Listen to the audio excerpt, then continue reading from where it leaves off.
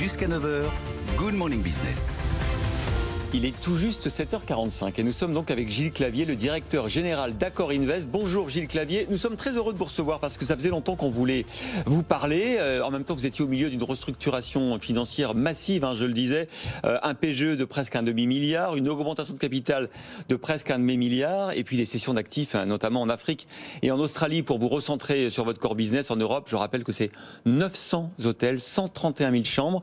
Ça y est, vous êtes un homme neuf, un groupe neuf.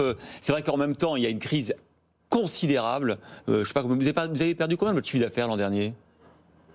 Bonjour, tout d'abord, le chiffre d'affaires sur 2020 que nous avons perdu est de l'ordre de 70%. Ah ouais. C'est une chute brutale, et 70% avec un certain nombre de semaines d'arrêt de la plupart de nos hôtels.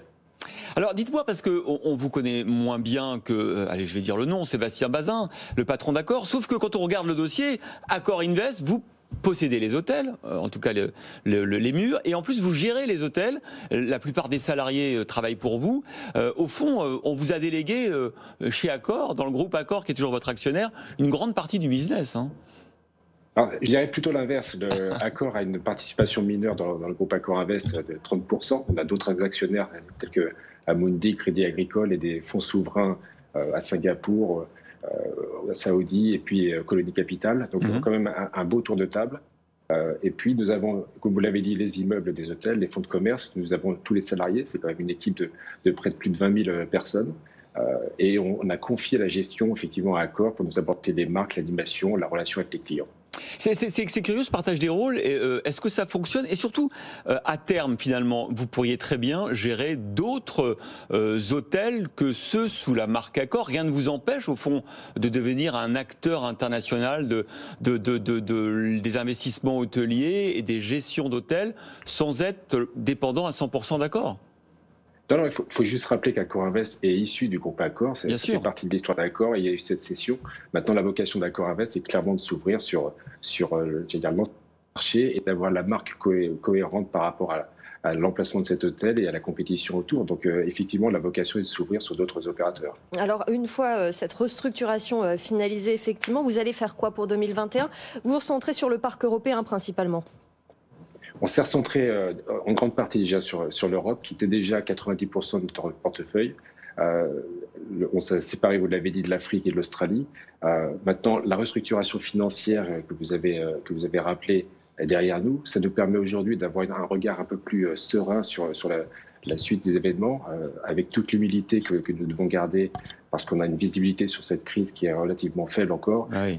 Il nous faut être prudent, garder cette même discipline que l'ensemble des équipes a pu réaliser tout au long de l'année 2020, et puis commencer à reconstruire, j'allais dire, un nouveau parcours qui va effectivement se centrer sur l'Europe et qui va aller chercher les affaires, l'activité là où elle se trouvera. Chose qui est relativement compliquée aujourd'hui d'estimer. Bah oui, on a vu les chiffres de IATA sur le trafic aérien, notamment en janvier. Du coup, est-ce que le fait d'être très européen, ça vous handicape pas aujourd'hui? Parce qu'on a vu que l'Asie est repartie, l'Amérique est en plein boom. Nous, on est un peu à la traîne. Alors, l'Europe est un peu à la traîne. Et par rapport aux autres marchés que vous citez, nous étions déjà à plus de 90% en Europe. Donc, j'allais dire, la cession du portefeuille africain et de l'Australie ne changeait pas grand-chose, finalement, au profit du groupe Accor Invest. En revanche, Accor Invest avait mis un pied en Europe de l'Est en début d'année 2020 en rachetant un groupe Orbis et qui nous permet aujourd'hui de penser à une diversification de nos risques et à un étalement en fait, de notre marché sur l'ensemble de l'Europe, chose qui n'était pas envisageable avant cette acquisition. Donc, ça sera la direction. Comment vous voyez l'évolution du marché hôtelier dans le monde, justement, après cette période de crise? Est-ce que, selon vous, des rapprochements, des fusions sont en cours? On sait les montants colossaux de capitaux qu'il faut pour investir dans cette industrie. On sait qu'il y a des grands acteurs comme vous. Est-ce que vous pensez qu'on va vers un mouvement de consolidation? Et est-ce que vous aurez les moyens d'en être l'un des principaux acteurs? L'évolution des marchés, tout d'abord, il va falloir avoir un peu plus de visibilité sur la reprise. J'ai aucun doute sur la reprise du tourisme et du voyage d'une façon générale. Le doute est plutôt sur le timing. À quel horizon on va pouvoir avoir cette reprise? Et elle va se faire progressivement. Certainement les marchés domestiques dans un premier temps, puis un peu plutôt européens et enfin internationaux. très dépendants des capacités aériennes, dont IATA nous dit aujourd'hui que avant 2024, on retrouvera un niveau à minima pré-Covid. Ensuite, la restructuration la consolidation des marchés, il va falloir être très vigilant effectivement sur la capacité des hôtels indépendants à pouvoir sortir de cette crise. Et selon les pays, les aides gouvernementales ne sont pas forcément les mêmes. En France, on a un support très fort de ce côté-là. Ce n'est pas forcément le cas dans tous les pays.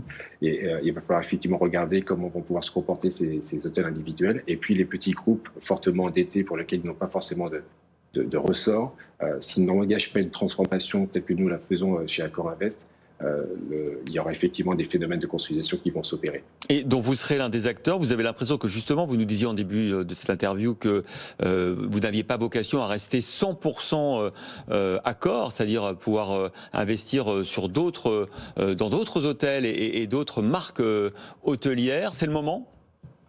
Alors, on sera acteur et on sera toujours en surveillance sur le marché d'opportunités potentielles.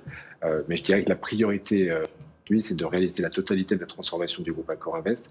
On doit tirer les leçons de cette crise de 2020 qui n'est pas finie aujourd'hui et comprendre finalement comment effectivement mettre encore plus à l'abri la société sur les années à venir pour être préparé. Donc on est en pleine transformation. On a fait une partie qui est la restructuration financière.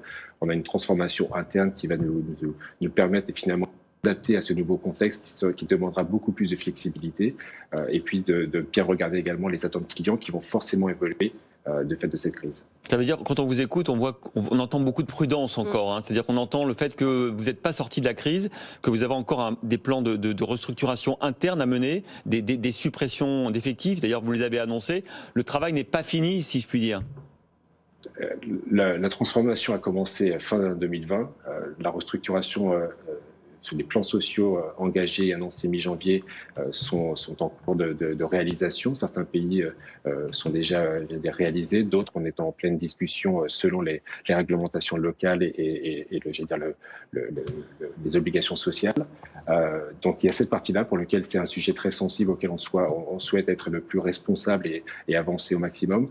On perd 70%, donc c'est très brutal. On sauvegarde quand même 90% des emplois en cours du groupe AccorInvest, donc c'était quelque chose qu'on prenait très au sérieux.